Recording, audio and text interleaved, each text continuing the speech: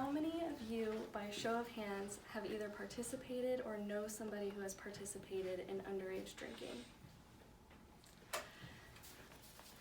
In the state of Idaho, as of 2017, 27% of Idaho teens have had a drink of alcohol in 30 days, and 22% of them have either driven drunk or have gotten in the car with somebody who already is drunk. Today I'd like to show you the effects of underage drinking and how we can help prevent it in the future. First, I'd like to go over a few more statistics. In the last 10 to 15 years, underage drinking has gone down, but it still remains a social issue. An article written by the Recovery Village tells us that in 2017, 19.7% of all underage people ages 12 to 20 drank alcohol in the last month. In addition, the number of teens that do consume alcohol increases as they get older. Monitoring the Future survey in 2017 as well also said 8% of 8th graders and 33% of seniors drank alcohol in the last 30 days, and 19% of those seniors also binge drank in the last month. According to the Alcohol Addiction Center, binge drinking is defined as 5 or more drinks for males and 4 or more drinks for females in the span of 2 hours. Not only is underage drinking responsible for 11% of all alcohol consumed in the United States, but it is also a contributing factor to the leading cause of death among our youth. The CDC fact sheets on underage drinking reports that excessive underage drinking is responsible for 4,300 deaths among our youth every year. Now, not all of those are just from excessive drinking. The main cause of death among teens is actually car accidents, but 20% of teen death in fatal accidents occur because of teen drunk driving, with the BAL of the teen driver way higher than the adult legal limit. A few other causes of death that involve excessive drinking amongst teens are falls, burns, drownings, and alcohol poisoning.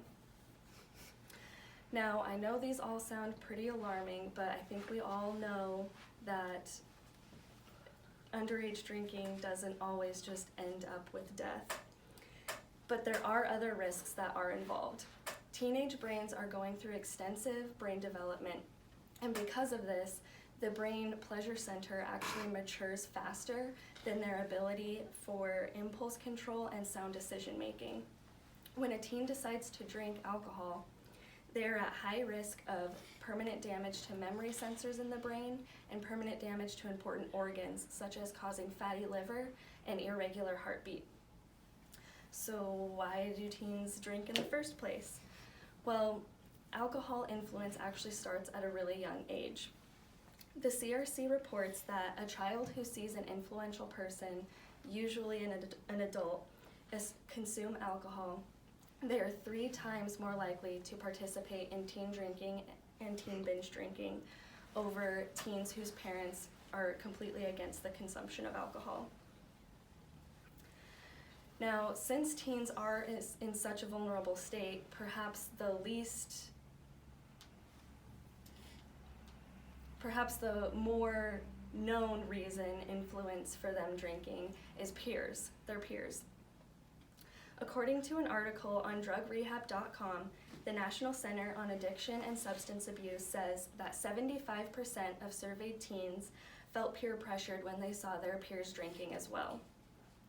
Teenagers are looking for identity and independence and acceptance, so it's no wonder that when they see influential people around them drinking, they also want to consume alcohol more regularly. So what actions can we take to help prevent this? The number one action that parents can take in the prevention of underage drinking is talking to their teens more regularly about alcohol, the risks of alcohol, and actually how the parent themselves perceive the consumption of alcohol. There are many prevention programs that are in place, but almost all of them are usually only in the schools. And while these prevention programs are only semi-effective, there needs to be more talk in our households, our family homes. An article titled with drinking, parent roles do affect teens' choices, published on NPR.org, discusses a study done by an alcohol researcher named Caitlin Abar from Penn State. Caitlin Abar studied over 300 high schoolers, their parents, and the parental tendencies of those parents. Her studies found that teens whose parents strongly disapproved of the consumption of alcohol were less likely to participate in underage drinking and less likely to participate in binge drinking at all, even in secret, rather than teens whose parents are only semi-disapproved or accept it are way more likely to have an addiction later on. Now, some parents think that, oh, if I just let my kid drink at home in a safe environment, it'll be okay. But that's actually been proven to be false as well. In the same article on NPR.org, they also discussed a study done by a researcher called Haske van der Vorst, who is a Dutch researcher. And she found that this way of thinking is actually called the European drinking model, and it is proven to do the exact opposite. Teenagers who drink at home are more likely to gain an alcohol dependency 3 years later. As you can see from the extensive studies that researchers have done, underage drinking is an always growing social issue and health epidemic. Not only does there need to be more talk in our homes, but there needs to be more coverage in our schools and in our communities.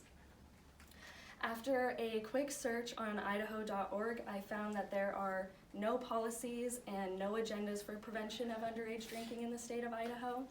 So I encourage you guys today to not only talk with your teenagers, but to go out, talk to the school board, and go to city council meetings and talk to them about how we can help prevent and better protect our youth. Thank you.